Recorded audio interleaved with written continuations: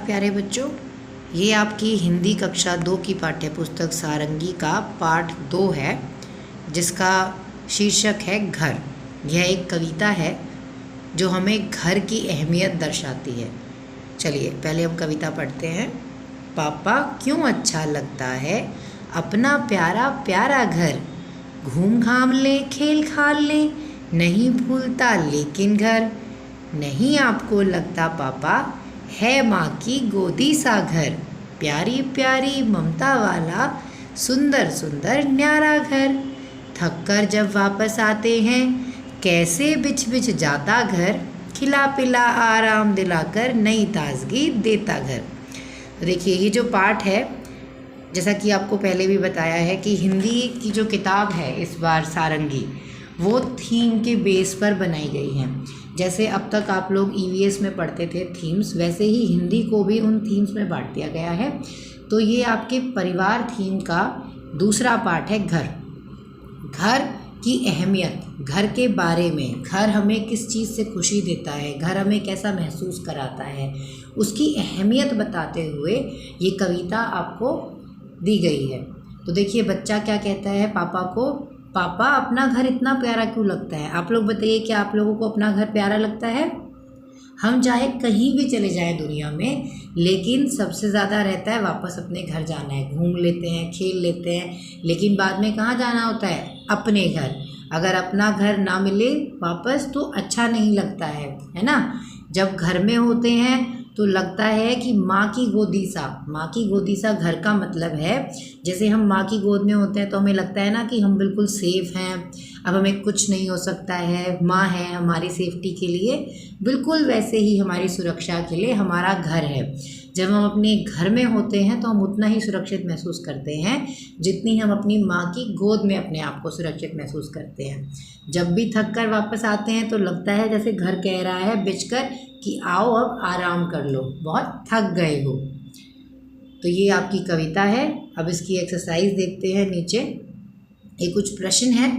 आपको अपने घर में सबसे अधिक क्या अच्छा लगता है और क्यों? चलिए बताइए आप लोगों को अपने घर में क्या अच्छा लगता है?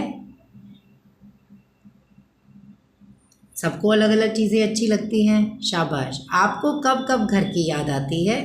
घर की माँ को गोदी सा क्यों कहा गया है? घर को माँ की गोदी सा क्यों कहा गया है? इसका उत्तर मैंने अभी आपको बताया। जैसे हम अपनी माँ की गोद में सुरक्षित महसूस करते हैं, बिल्कुल वैसे ही हम अपने घर में भी सुरक्षित महसूस करते हैं। कोई ऐसी घटना सुनाइए जब पूरे परिवार ने साथ मिलकर घर का कोई काम किया हो। ये इसके आगे एक्सरसाइज देखेंगे। घर कविता अपने परिवार के किसी सदस्य को सुनाइए। घर या परिवार पर उनसे कोई अन्य कविता या कहानी सुनाने के लिए कहिए। चलिए प्रश्न 2 देखते हैं। परिवार के लोग, अपने परिवार के लोगों से बात करके पता कीजिए और लिखिए। जैसे देखिए आप घर में बहुत सारे लोग रहते होंगे, मासी, चाची, ताऊ जी, ताई जी, है ना। लेकिन सबको हम अलग अलग रिश्तों से बुलाते हैं, है ना। वो हमारे परिवार से, मम्मी से, पापा से किसी तरह जुड़े होते हैं और उसी हिसाब से हमारे रिश्ते उनसे तय किए जाते हैं। तो जैसे परिवार के लोग हैं, इसमें आपकी माँ की बहन, आपकी माँ की बहन को आप क्या कहते हैं? मासी। Very good. तो आप यहाँ सामने लिखेंगे मासी। ऐसे ही आपके माँ के भाई को हम क्या कहते हैं? मामा। आपके पिताजी की बहन बुआ और आपके पिताजी के भाई चाचा जी। Very good. तो वही सब हमें यहाँ पर लिखना है। इसके अलावा आप और भी लिख सकते हैं। जैसे आपकी माँ की बहन को हम क्या कहेंगे? मौसी। मौसी। माँ पे औ की मात्रा, सा और ई की मात्रा, मौसी। बिल्कुल इसी तरह आपकी माँ के भाई को आप क्या कहेंगे? मामा। मामा। Very good. ऐसे ही आपके पिताजी की बहन को आप क्या कहेंगे? बुआ। यहाँ आप लिखेंगे बुआ। और पिताजी के भाई को चाचा, तो यहाँ आप लिखेंगे चाचा। Very good. इस करेंगे इसमें। आपने अभी पढ़ा कि परिवार के लोग और अपने किस नाम से बुलाते हैं ना।